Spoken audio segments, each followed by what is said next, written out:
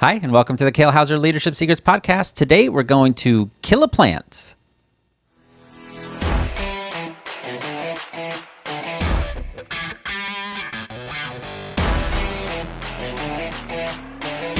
Hello, everybody. Welcome to the Kale Houser Leadership Secrets podcast. My name is Kale Houser. Thank you for joining me today. Hey, I wanted to remind you, if you have not already, please check out kalehouser.com. Let me know what you think. That's KALEHOUSER.com. Let me know what you think. There you can get access to some blogs if you want. Certainly the podcast if you want to see some old episodes or some past episodes. Not old, just past. And then make sure you register if you want. If you need some help with your business, like legitimate, if you need some help with your business, book a call with us, with either Liz or I, and we can kind of work through that with you. So we can help figure out, kind of similar to the last podcast, kind of help you with, figure out what it is that's causing you your strife, what it is that's causing most of your problems if you're having those right now. And also make sure you check out kalehouserleadership.com to download your free gift. It should really help you kind of start that journey of connecting with your people and get registered for that. So today I wanted to talk about this concept of kill a plant, right? So I came across this quote on some social media platform, I don't remember which, and I'll read it here. And it was meant to be this kind of tongue-in-cheek, really funny thing that is, it said, did I, quote, kill a plant, unquote, or did the plant not have what it takes to thrive in this fast-paced environment? So I'll read that again. So the quote said, did I, quote, kill a plant, or did the plant not have what it takes to thrive in this fast-paced environment? And off the cuff, it's like, that's a funny statement, right? Like, because it's implying all these things of essentially that person, and I think it was a gal who posted it, which we kind of make fun of most of the ladies for killing houseplants and stuff. My wife is no exception, and my boys actually love making fun of her for that because it is kind of comical.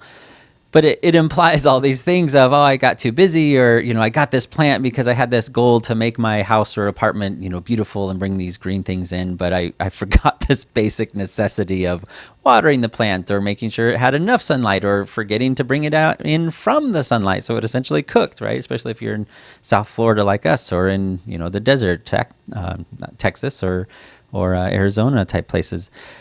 And it's comical, right? Like, hopefully you got a little chuckle out of that, right? Did I kill the plant, or did the plant not have what it takes to operate? And which is funny because, again, the plant is incapable of doing that. The plant is incapable of taking care of itself when you lock it in a little pot and you lock it inside a house that it has no opportunity for rain or nutrients from soil, anything like that. So this little tongue-in-cheek saying. But then, of course, just like most things that I encounter, I start thinking about it a little bit more, right? A little bit deeper level, a little bit, third, fourth, fifth order effect meanings of these types of sayings. And it really dawned on me, we do that a lot with our people. And if you are the leader, you may be doing this with your people.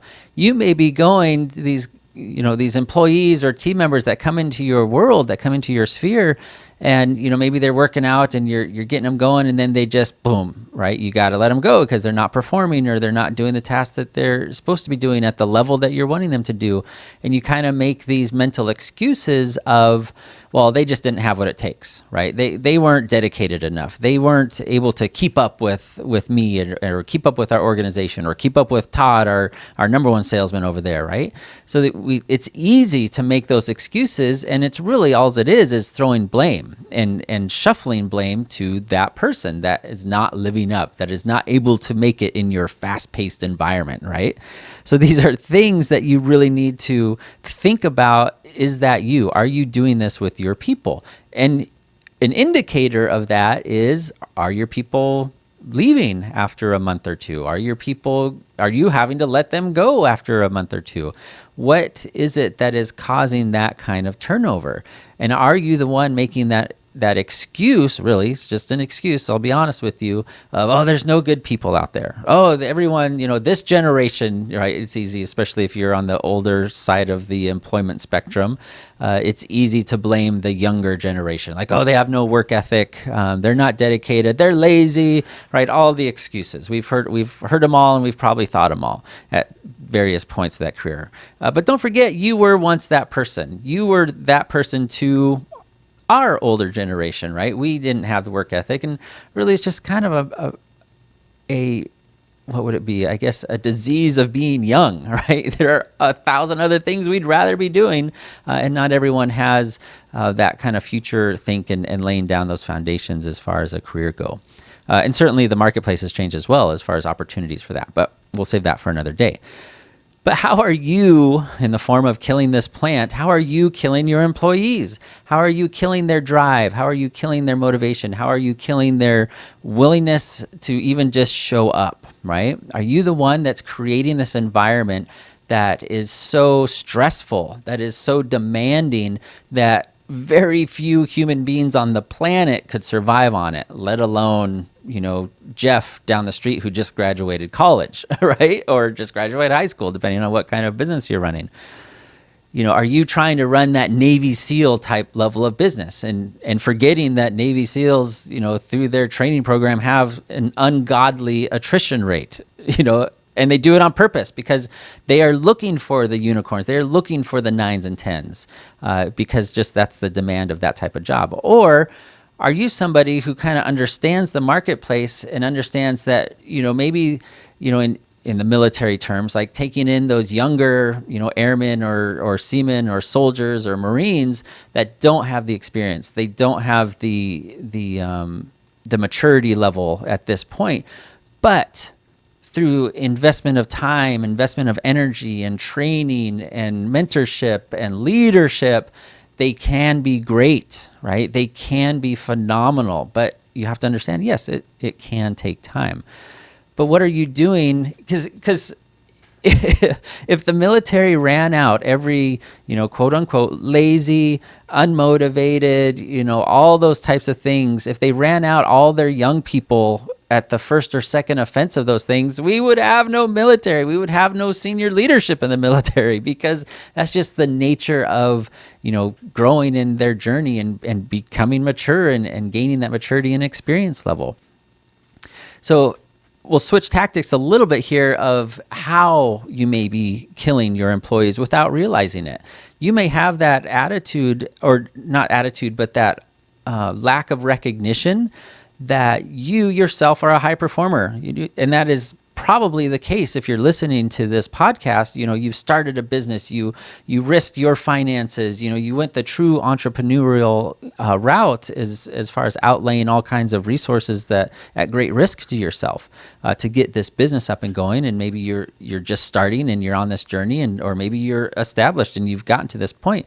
But you've been operating at such a high level because you're so dedicated. This is your passion. This is what you want to do in your life. This is your calling. And as you bring people in to help support you, because you probably came to a realization that you can't be phenomenal, you can't be amazing without other people supporting you. So you need to do that.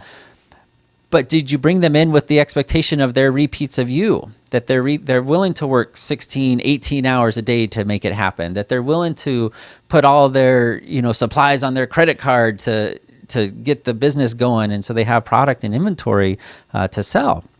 And that's just not the case because they're not you. They're not necessarily the ones with that entrepreneurial spirit or that dedication to your mission. But that doesn't mean that they can't be good teammates. They can't be good employees. You just have to kind of show them the way. But an easy way or a quick way that we can kill those employees in the form of killing that plant is we expect them to perform like us. And we kind of forget, or we turn a blind eye to the fact of, well, they don't have your experience. They don't have your resources. They don't have your knowledge. They don't have your age, right? They don't have your maturity level. They don't have your training, your education, whatever it is that got you to your point. This is just a younger version that is you, 5, 10, 20, 30 years ago, before you had all these things. So there has to be a little bit of leeway for that. So are you providing them those resources, or are you starving them of those resources and expecting them to just figure it all out on their own? And rarely, short of life and death situations, and even in those situations, occasionally there's death, right? Occasionally the caveman doesn't figure out how to best the saber-toothed tiger and they get eaten. That's just the way it is. But sometimes, maybe this is you, they figure out a trap to lay, or, all those types of things to overcome those obstacles and be successful. But you have to give them the resources. You, as the leader, right? This is a leadership podcast, and this is one of the secrets. You have to give them the resources to be successful. And maybe you weren't given those resources. You had to figure it out on your journey. You didn't have that mentor. Don't turn about fair play with them. Don't have that attitude of, well, I had to figure it out, so you're going to have to figure it out. Certainly there is a aspect of them learning and figuring it out on their own, but you cannot starve them of the resources in order to do that, or the time, or the energy, or the I don't know, lack of term, motivation, right? You cannot starve them of their journey to get where you're at or where you want them to be, and have them do it all in the dark and totally blind. Does that make sense? I hope it does, right? This is one of those, the quote was too good to not discuss, because it's so many aspects to it, right? You're throwing blame at the plant, despite the plant having no ability, opportunity, or environment to succeed on its own. And it's just so fascinating, because I've been in situations like that where I've been thrown, quote, thrown to the wolves, as far as you either sink or swim, you figure it out. And it's not fun from that perspective. And you've probably been in that situation too, if you can think back. And this isn't always in business or a job. This could be in a relationship, or in your church, or, just in your community, where you're just kind of on your own to figure it out, and it's sink or swim. But be that type of leader that throws that life preserver to them. You're not out there kicking for them. You're not jumping in the water and saving them from drowning or anything. But you're like, hey, here's this life raft. Here's this life ring. Here's this flotation device, whatever that is. In this analogy, that they can help themselves, and they can learn, and with that assistance, they can learn to kick, and then eventually they learn to swim, and then eventually they become Michael Phelps, right? Michael Phelps didn't, jump in the water knowing how to swim right off the bat. He probably went through a process of learning, because he had teachers, and they discovered this ability, and then they fostered it, and they went on, and he did great things. All right, so yeah, try not to kill your plants. Make sure they get the water, the nutrients, the soil, the sun, the shade, all those types of things that they need to grow and thrive. And they'll surprise you. Once you start investing in people like that, certainly you will get people that will take advantage. But that's part of the process for you as well, is helping to identify that and know where to invest your resources or not. But yeah, don't judge people too early. Don't judge people too widely. Like, oh, you're 24 years old, you're lazy, blah blah blah. That's just not the case, because people are people, and we're all different from each other, despite some stereotypes and some commonalities in certain areas or not. All right, everybody. Don't starve your plants. Make sure you give them water, give them the resources, time. Make sure you're recognizing that, and ask people like, hey, is there something that you're not getting from me to help you be successful? Like, these are the standards that I've set, and they'll tell you, right? They'll either say, those are impossible. And then you say, why are they impossible, right? Just kind of dig, like, tell me more about that. Tell me more about that. All those types of questions that help dig and find the true issue. And maybe it is a matter of they just don't want to do it. This is just not for them. They're not into sales. They're not into, whatever task it is that they're doing. And they'd be much more suited being a yoga teacher, or, something that's more in line with their desires and skills. And then again, that's your job to help them discover that and find that if you are a leader. All right, be the leader today. Hey, you guys, have a fantastic afternoon no matter where you are at in the world. We'll talk to you soon. Bye.